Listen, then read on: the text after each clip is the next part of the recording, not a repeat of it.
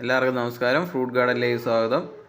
നമ്മുടെ വഴുതന കൃഷിയാണിത്. വഴുതന കൃഷി വളരെ എളുപ്പത്തിൽ ചെയ്യാൻ പറ്റിയ ഒരു കൃഷിയാണ്. നമ്മൾ ഗ്രോ ബാഗിലാണ് വഴുതന നട്ടിരിക്കുന്നത്. കണ്ടില്ലേ, വഴുതനയൊക്കെ ഏകദേശം മൂപ്പെത്തി നിൽക്കുകയാണ്. നമ്മളിതിൽ നിന്ന് കുറേ വഴുതനകളൊക്കെ വിളവെടുത്തതാണ്. ഇനി വിളവെടുക്കാൻ നിൽപ്പുണ്ട് കുറച്ചെണ്ണം. വഴുതന കൃഷി നമ്മൾ നടുമ്പോൾ, ഗ്രോ ബാഗിൽ നടുമ്പോൾ ശ്രദ്ധിക്കേണ്ട കാര്യങ്ങൾ എന്ന് പറഞ്ഞാൽ, ഗ്രോ ബാഗ് മിക്സ് തയ്യാറാക്കുമ്പോൾ വളരെ ശ്രദ്ധിച്ച് തയ്യാറാക്കുക.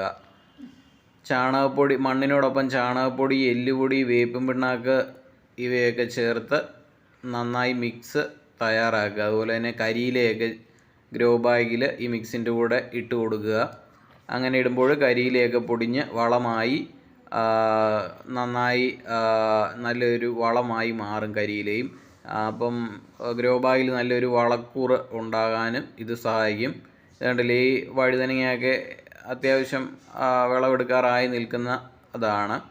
അങ്ങനെ തയ്യാറാക്കിയ ഗ്രോ ബാഗ് മിക്സിൽ നമ്മൾ വഴുതന നടുമ്പോൾ അതിന് നല്ല ശക്തിയോടെ വളരാനും കരുത്തോടെ വളരാനും ഇത് സഹായിക്കും. പിന്നെ ഇടയ്ക്ക് നമ്മൾ ഇടുന്ന വളമെന്ന് പറഞ്ഞാൽ അടുക്കള വേസ്റ്റൊക്കെ നമ്മൾ ഇടുന്നുണ്ട്. അതുപോലെ തന്നെ ചാരം, ചാണകപ്പൊടി ഇത് കഴിഞ്ഞ് പുറമേ ഇടയ്ക്ക് ഒക്കെ ഇട്ട് കൊടുക്കാറുണ്ട്. ചാണകപ്പൊടിയാണ് നമ്മുടെ മെയിൻ വളം. ജൈവവള രീതിയിലാണ് നമ്മൾ കൃഷി ചെയ്യുന്നത്. ചാണകപ്പൊടി ഇട്ട് കൊടുത്താൽ തന്നെ മതിയാകും. പിന്നെ എന്തെങ്കിലും അടുക്കള വേസ്റ്റൊക്കെ നമ്മൾ നൽകുക. അങ്ങനെ നൽകുമ്പോൾ വളരെ നല്ല രീതിയിൽ ഇത് വളർന്ന് വന്നോളും. പിന്നെ നമുക്ക് പ്രധാനമായിട്ടും രോഗബാധകൾ ഉണ്ട് വഴുതനയ്ക്കൊക്കെ. അപ്പം രോഗബാധകൾ ഉണ്ടാകാതിരിക്കാൻ നമ്മൾ വേപ്പെണ്ണ എമൾഷൻ തയ്യാറാക്കി അടിക്കുക.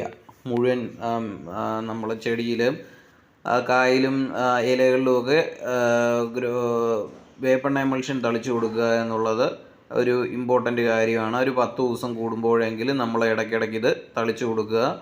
രോഗം വന്നു കഴിഞ്ഞ് തളിക്കുന്നതിനേക്കാളും നല്ലത് നമ്മളൊരു 10 ദിവസം ഇടവിട്ട് തളിച്ചുകൊണ്ട് ഇരിക്കുകയാണെങ്കിൽ ഇത് ഒന്നും വരികയില്ല. കാരണം ഈച്ചയോ അങ്ങനെയുള്ള രോഗകാരികളായിട്ടുള്ള ഇതിനെയൊക്കെ നമുക്കിതിൽ നിന്ന് അകറ്റാൻ പറ്റും. പിന്നെ വേറൊരു പ്രധാനപ്പെട്ട വഴുതന പോലുള്ള ചെടികൾക്കൊക്കെ ഉണ്ടാകുന്ന ഒരു രോഗം എന്ന് പറഞ്ഞാൽ വാട്ടരോഗമാണ്. വാട്ടരോഗം നമ്മൾ വന്നിട്ട് കളയാൻ നോക്കിയാൽ അത് വലിയ പാടാണ്. പെട്ടെന്ന് വാടിപ്പോവും, പറിച്ച് കളയേണ്ടി വരും. മറ്റ് ചെടികൾക്കെല്ലാം ഒരു വഴുതന നിപ്പുണ്ടെങ്കിൽ അടുത്തതിന് വാട്ടരോഗം പിടിക്കും. അപ്പോൾ അങ്ങനെ വരുമ്പോൾ നമ്മൾ എന്താ ചെയ്യേണ്ടതെന്ന് പറഞ്ഞാൽ വാട്ടരോഗം വരാതെ നോക്കുക എന്നുള്ളതാണ്. വാട്ടരോഗം വരാതെ നോക്കണമെങ്കിൽ നമ്മൾ ഈ പറഞ്ഞ പോലെ സ്യൂഡോമോണസ് ഒരു 20 ഗ്രാം എടുത്ത് ഒരു 1 ലിറ്റർ വെള്ളത്തിൽ കലക്കി ആ ഒരു കണക്കിൽ കലക്കി തളിച്ചു കൊടുക്കുക എന്നുള്ളതേ ഉള്ളൂ. അതിൻ്റെ ചുവട്ടിലും അതുപോലെ തന്നെ ചെടിയിലും എല്ലാം ഒന്ന് നന്നായിട്ട് തളിച്ചു കൊടുക്കുന്നത് വളരെ നന്നായിരിക്കും. അങ്ങനെ ഈ ചോടൊന്ന് കുതിർത്ത് വേണം സ്യൂഡോമോണോസൊക്കെ ഒന്ന് ഒഴിച്ച് കൊടുക്കാൻ. ലായനി ഒന്ന് ഒഴിച്ച് കൊടുക്കണം. ചോടൊന്ന് കുതിർക്കുന്നത് പോലെ ഗ്രോ ബാഗിലൊന്ന് ഒഴിച്ച് കൊടുക്കുന്നതും വളരെ നന്നായിരിക്കും. അങ്ങനെ ചെയ്താൽ വാട്ടരോഗവും നമുക്ക് ഒരു പരിധി വരെ ഒഴിവാക്കാൻ സാധിക്കും.